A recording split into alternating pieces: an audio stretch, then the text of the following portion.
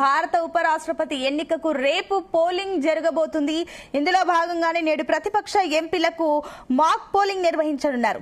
September 9న జరిగే ఉపరాష్ట్రపతి ఎన్నికల్లో ఓటు వేసే విధానంపై ప్రతిపక్ష ఎంపీలకు వివరించనున్నారు.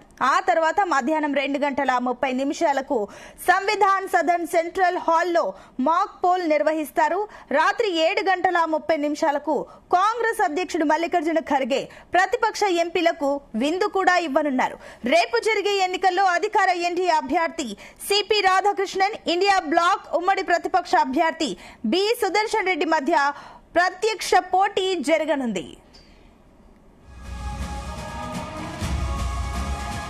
ఇక పార్లమెంట్ హౌస్ లోని వసుధలోని రూమ్ నెంబర్ F101 లో పోలింగ్ జరుగుతుందని ఉపరాష్ట్రపతి ఎన్నికకు రిటర్నింగ్ అధికారిగా ఉన్న Rajya Sabha secretary general PC Modi తెలిపారు.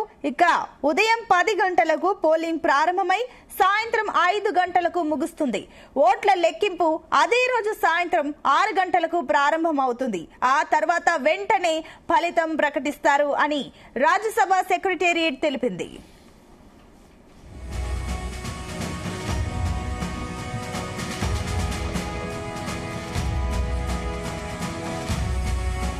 ఉపరాష్ట్రపతికి జరిగే ఎన్నికల్లో పార్లమెంటు ఉభయ సభల సభ్యులు ఓటు వేయనున్నారు. 17వ ఉపరాష్ట్రపతి ఎన్నికకు ఎలక్టోరల్ కాలేజీలో రాజ్యసభకు ఎన్నికైన 233 మంది సభ్యులు, రాజ్యసభకు నామినేటెడ్ 12 మంది సభ్యులు, లోక్సభకు ఎన్నికైన 543 మంది సభ్యులు ఉంటారు.